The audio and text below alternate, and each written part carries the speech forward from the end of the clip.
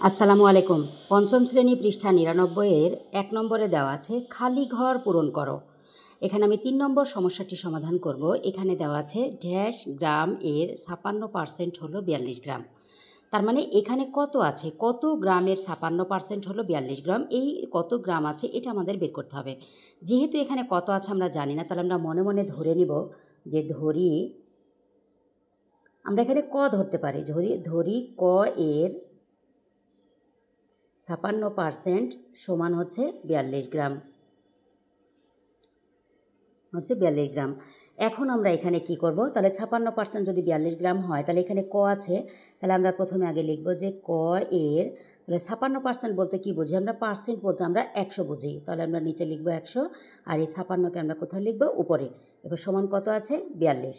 এবার আমরা এখানে কি করব, বা এখানে আমরা গ্রাম লিখব না, তাহলে এখানে এবার আমরা কি করব, যেহেতু এখানে এর মানে হচ্ছে গুণ, তাহলে এর মানে যদি গুণ হয় তাহলে কাটাকাটি করতে হয়, লঘিষ্ঠ আকারে প্রকাশ করতে হয়। যেহেতু এখানে আমাদের নিচে কোনো সংখ্যা নেই, তাহলে ১ উপরে আছে, ৫৬ উপরে আছে, তাই আমরা কি করব, উপরের সংখ্যার সাথে এটা গুণ করে দেব। তাহলে ৫৬ আর ক যদি গুণ করা যায়, তাহলে ৫৬ আর ক হয়। আর ডিভাইডেড, এখানে যদি নিচে কত দেওয়া আছে, ডিভাইডেড মানে হচ্ছে ভাগ, তার মানে এর নিচে কত হবে, ১০০ দেওয়া আছে, ১০০ বসবে। এবার এখানে সমান কত বসবে, ৪২।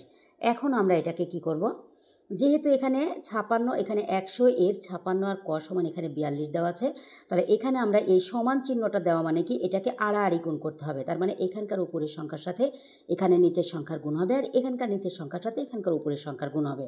তাহলে আমরা কি করব, যেহেতু এর নিচে কোনো সংখ্যা নেই, তাহলে মনে মনে আমরা কত ধরবো, ১ ধরবো।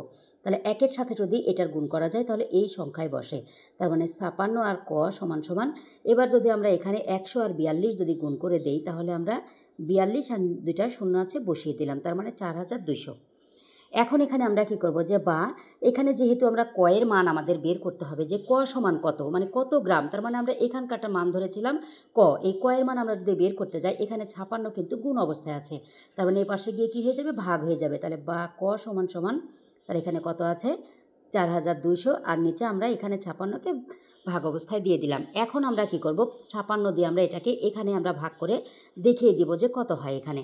তাহলে ৫৬ দিয়ে যদি আমরা ভাগ করি, ৮ বার দিলে এখানে বেশি হয়ে যায়, আমরা ৭ বার দেবো।